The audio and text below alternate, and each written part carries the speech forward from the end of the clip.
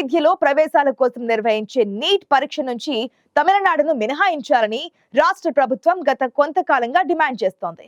ఈ అంశంపై కేంద్రం, డిఎంకే ప్రభుత్వాల మధ్య విభేదాలు కొనసాగుతూనే ఉన్నాయి.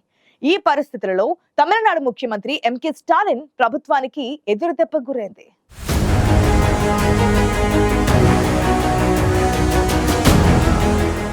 భారతదేశంలో వైద్య విద్య కోసం ప్రవేశానికి నిర్వహించే నీట్ పరీక్ష విషయంలో తమిళనాడు ప్రభుత్వానికి ఎదురుదెబ్బ తగిలింది. నీట్ పరీక్ష నుంచి తమ రాష్ట్రాన్ని మినహాయించాలని తమిళనాడులో చేసిన అభ్యర్థనను రాష్ట్రపతి ద్రౌపది ముర్ము తిరస్కరించారు. ఈ విషయాన్ని తమిళనాడు శాసనసభలో ముఖ్యమంత్రి ఎంకే స్టాలిన్ ప్రకటించారు. తమ ప్రభుత్వం అన్ని వివరాలను ఇచ్చినప్పటికీ కేంద్ర ప్రభుత్వం నీట్ను ఉపసంహరించుకోలేదన్న ఆయన ఈ వ్యవహారంలో తమిళనాడు చేస్తున్న పోరాటం కొనసాగుతుందని స్పష్టం చేశారు. ఈ క్రమంలో భవిష్యత్తు కార్యాచరణ నిర్ణయించేందుకు ఈ నెల 9వ తేదీన పార్టీలకు అతీతంగా ఎమ్మెల్యేలందరితోనూ ప్రత్యేక సమావేశం నిర్వహించాలని నిర్ణయించారు.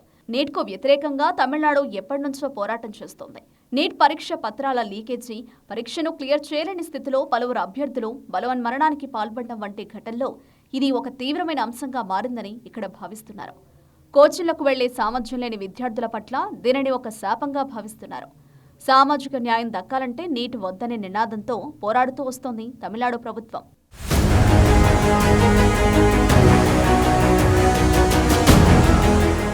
2017లో ఒక 17 ఏళ్ల దళిత విద్యార్థిని ఆత్మహత్య చేసుకోవడం నీట్ వ్యతిరేకతకు పోరాటం మొదలైంది. 12వ తరగతిలో టాపర్ అయినప్పటికీ నీట్లో పాస్ కాకపోవడం వల్ల ఆమె ఆత్మహత్య చేసుకుంది. దీంతో తమిళనాడు ప్రభుత్వం ఏకే రాజన్ ఆధ్వర్యంలో కమిటీని వేసింది. ఈ కమిటీ పేద విద్యార్థులు ఎందుకు నీట్ సీట్లు సాధించలేకపోతున్నారని ఆదేశించింది. నీట్ అమలు తర్వాత తమిళనాడులో గ్రామీణ విద్యార్థులు, తమిళ మధ్యతరగతి విద్యార్థుల భాగస్వామ్యం క్షీణించిందని తెలిపింది. 2016 నుంచి 17లో 65.17% గ్రామీణ విద్యార్థులు వైద్య కళాశాలల్లో ప్రవేశం పొందగా 2020 నుంచి 21లో ఇది 49.91%కి తగ్గిందని రిపోర్ట్ ఇచ్చింది. అంతేకాకుండా నీట్లో తమిళ భాగస్వామ్యం 2016 నుంచి 17లో 14.88% నుండి 2020 నుంచి 21 నాటికి 1.99%కి తగ్గింది. దీంతో నీట్ బదులు 12వ తరగతి మార్కుల ఆధారంగా వైద్య విద్య కోర్సులో ప్రవేశానికి తమిళనాడును అనుమతించాలని తమిళనాడు ప్రభుత్వం ఒక బిల్లును రూపొందించింది. అప్పట్లో దీనిపై అసెంబ్లీలో సుదీర్ఘ చర్చ కూడా జరిగింది. ఆ తర్వాత బిల్లును పాస్ చేసి గవర్నర్ వద్దకు పంపింది తమిళనాడు ప్రభుత్వం. అయితే ఈ బిల్లును గవర్నర్ తిరస్కరించారు. అయినా ప్రభుత్వం వెనక్కి తగ్గలేదు. ఆ తర్వాత రాష్ట్రపతి వద్దకు పంపింది.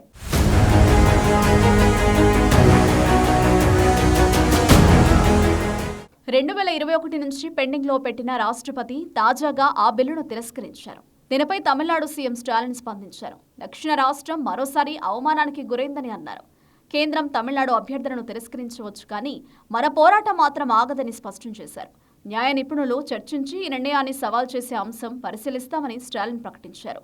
మరోవైపు తమిళనాడుతో పాటు పశ్చిమ బెంగాల్ కూడా నీట్కు వ్యతిరేకంగా ఓ తీర్మానం చేసి కేంద్రానికి పంపింది.